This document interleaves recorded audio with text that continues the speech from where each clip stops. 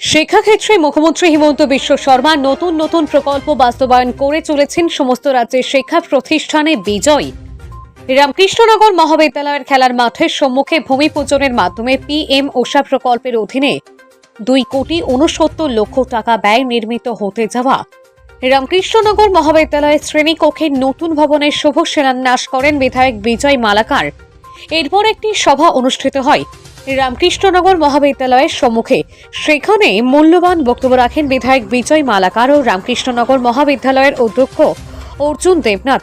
উপস্থিত ছিলেন শ্রীভূমি জেলার বিজেপির সহসভাপতি বিশ্বতোষ সেন, রামকৃষ্ণনগর মণ্ডল বিজেপির সভাপতি প্রীতম পাল, সাধারণ সম্পাদক সন্দীপ দত্ত, ওয়ার্ড কমিশনার মুন্না দত্ত চৌধুরী, মণ্ডল মহিলা মোর্চা সভানেত্রী ঋতু সরকার, মণ্ডলের সম্পাদিকা দীপশ্রী শীল, এলাকার বিশিষ্ট সমাজসেবী শিবুদে ও রামকৃষ্ণনগর মহাবিদ্যালয়ের শিক্ষক শিক্ষিকা ও ছাত্রছাত্রীরা। রামকৃষ্ণনগর থেকে অধিকার বার্তার প্রতিনিধি গৌতম সরকার। আপনারা দেখছেন অধিকার বার্তা।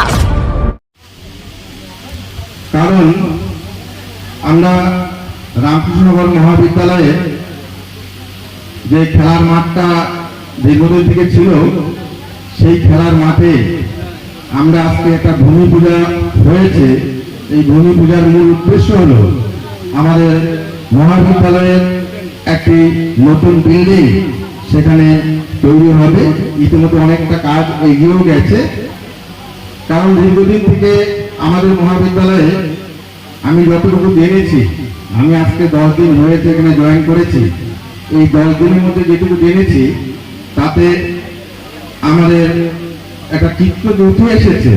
তাতে দেখা গেছে যে আমাদের ক্লাসরুমের অনেকটাই অভাব এবং দীর্ঘ প্রচেষ্টার ফলে আমাদের ভারত সরকারের পিএম ওষা যেটা আছে তার থেকে আমরা একটা ডেভেলপমেন্ট ফান্ড পেয়েছি এবং ভারত সরকার এবং আমাদের আসাম সরকার, আমাদের এমপি এবং আমাদের এমএলএ এবং আমাদের যারা জনপ্রতিনিধি আছেন তাদের সবার ঐকান্তিক প্রচেষ্টায় আজকে আমরা এই সফলতার পথে এসে পৌঁছেছি এবং আমাদের এমএলএ মহাশয়ের হাত ধরে তার শুভ উদ্বোধন এবং ভূমি পূজা আজকে হয়েছে। আমরা আমাদের মহাবিদ্যালয়ের পক্ষ থেকে আমাদের আন্তরিকভাবে আমাদের এমএলএ মহোদয়কে শুভেচ্ছা বার্তা জানাচ্ছি এবং আগামী দিনেও ওনারা আমাদের সঙ্গে থাকেন। আমাদের সুখে দুঃখে বিপদে আমরা ওনাদের শরণাপন্ন অবশ্যই হব এবং আশা করব আগামী দিনেও ভারত সরকার, আসাম সরকার যেন আমাদের সঙ্গে থাকেন। আমরা ওনাদের যে আদেশ বা নির্দেশ, সেই আদেশ নির্দেশ মতোই আগামী দিনের পথ চলার জন্য আমরা সচেষ্ট হব এবং এই কাজের দায়িত্বে যিনি রয়েছেন আমাদের প্রীতম। আর এবার আমাদের মাননীয় মুখ্যমন্ত্রী বলেছেন যে যারা গ্রাজুয়েশন করবেন, গ্রাজুয়েশন করার পরে 1 বছর অবধি চাকরি পাওয়া অবধি যাতে মা বাবার কাছে হাত পাততে না হয়, তার জন্য গ্রাজুয়েশন করার পরে প্রতি মাসে 2,500 টাকা করে ছাত্রছাত্রী বোনদেরকে দেবে। গতকালকে ক্যাবিনেটে ডিসিশন নিয়েছেন আমাদের মাননীয় মুখ্যমন্ত্রী।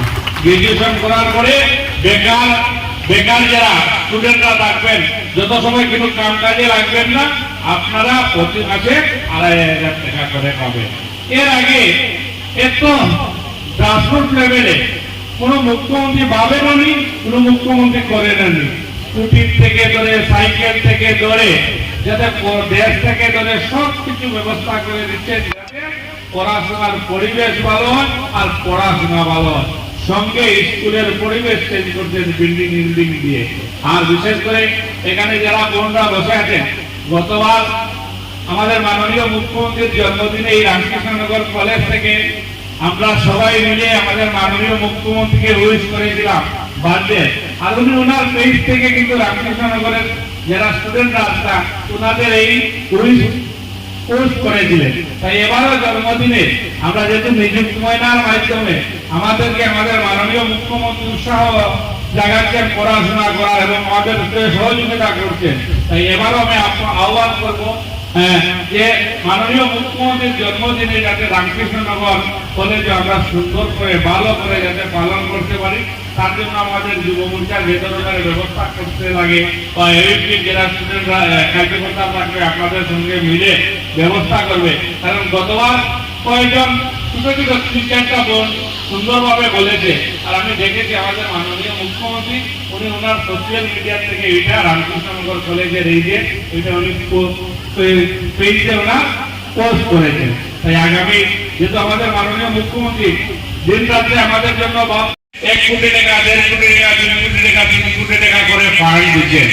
একটা সময় ছিল কলেজের প্রিন্সিপাল বলেন, স্কুলের প্রিন্সিপাল বলেন বা হাই স্কুলের প্রিন্সিপাল বলেন, এমএলএ এমপি দিকে ঘুরতে হতো, রিকোয়েস্ট করতে হতো যে আপনারা 5 লাখ 10 লাখ টাকা ফান্ড দেন, আমাদের স্কুলের বিল্ডিং এর অবস্থা ভালো নয়, আমাদের স্কুলে জল পড়ছে, কলেজে জল পড়ছে। কিন্তু আজকের দিনে ভারতীয় জনতা পার্টির নরেন্দ্র ভাই মোদীজির সরকার হোক আর আসামে আমাদের মাননীয় মুখ্যমন্ত্রী ডক্টর হেমন্ত বিশ্ব শর্মাজির সরকার হোক, ওনারা যেভাবে এডুকেশন সেক্টরকে বিল্ডিং বলেন, পড়াশোনার জন্য বলেন, সুব্যবস্থা বলেন, এই ব্যবস্থা এর আগে কিন্তু সরকার করেনি। এখানে আমাদের ছোট ছোট বোনরা এখানে বসে আছে, আমরা দেখেছেন নিযুক্ত ময়নার মাধ্যমে আমরা কেউ মাননীয় মুখ্যমন্ত্রীকে বলিনি যে নিযুক্ত ময়না দিতে হবে, কিন্তু মাননীয় মুখ্যমন্ত্রী চিন্তা করেছেন যে গ্রামের বাচ্চা কাচ্চারা কলেজে যদি আসতে হয় তাহলে মিনিমাম মাসে 1 থেকে 1,500 2,000 টাকা গাড়ি ভাড়ার দরকার হয়, আর এই নিযুক্ত ময়নার মাধ্যমে আমাদের মাননীয় মুখ্যমন্ত্রী সহযোগিতা করতে।